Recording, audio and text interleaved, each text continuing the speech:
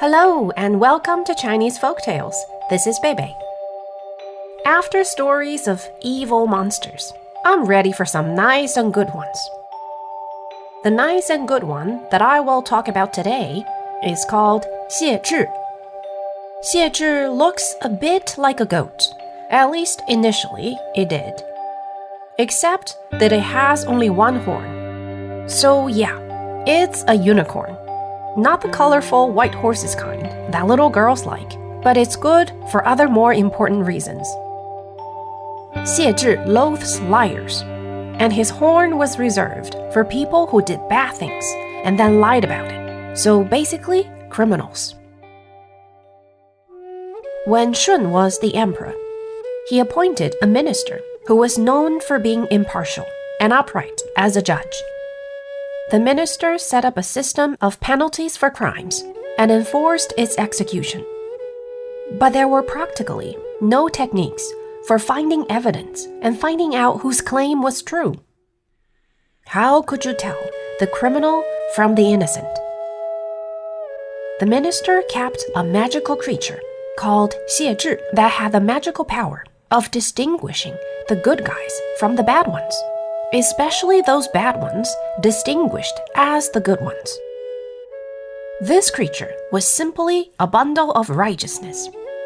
Even when it was not in court, if it came across two people quarreling in the street, it would target its horn at the one who was not being reasonable. Basically, Xie Zhi was the symbol of fair judgment, especially when it came to legal matters. It was the embodiment of the law. That's why, in the ancient times, it was common to see statues of Xie Zhi in courts. Also, the hats for ancient law enforcement officers were called Xie Zhi cap.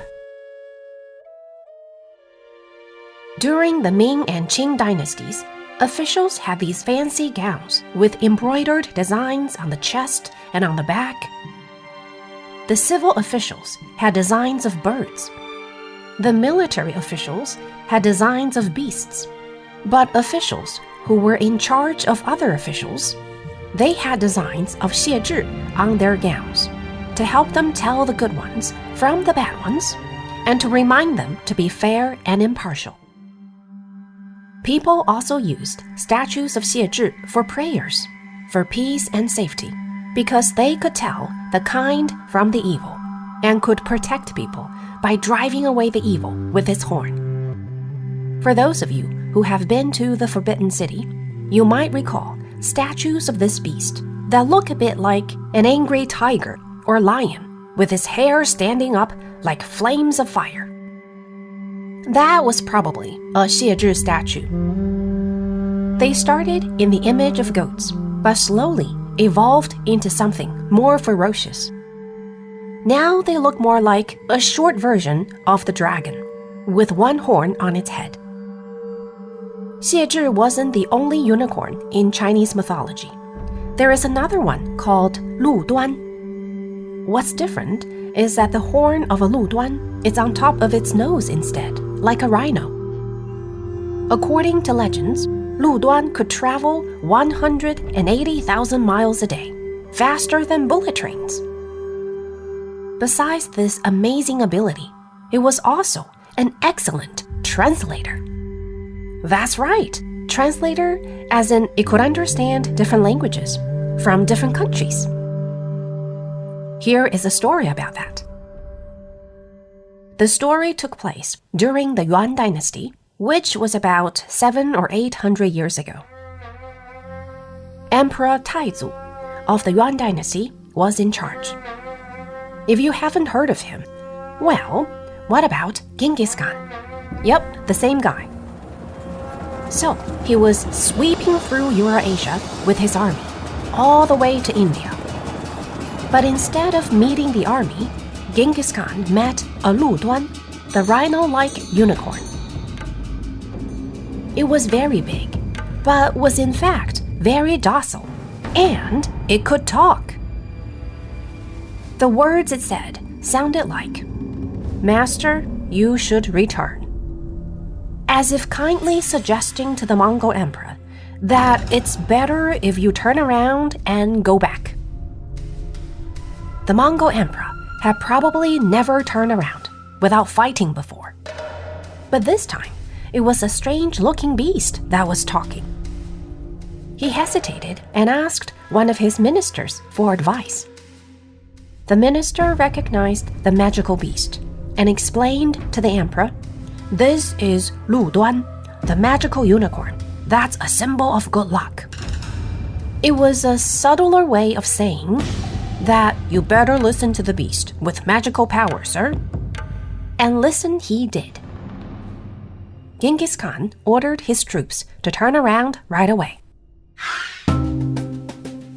I don't know about the Indian side of the story, whether or not they have a similar horned magical creature in their mythology. Maybe the minister just used this trick to stop the invasion. I find the fact that the unicorn, Lu Duan, could speak different languages quite fascinating. Rarely were these magical creatures endowed with such soft and intelligent powers. In the ancient times, the Lu Duan became a symbol of enlightened and wise emperors. With Lu Duan by his side, the emperor would be able to break the barrier of foreign languages and know the matters of all that's under heaven. That's why there is a pair of Lu Duan in the Qing Emperor's office, the Hall of Supreme Harmony in the Imperial Palace, or as we know it now, the Forbidden City. So that's the gist about the Chinese unicorn. Not the ones that little girls would like, but they are good guys. There will be more mystical creatures on the way, and hope to see you next time. Bye for now.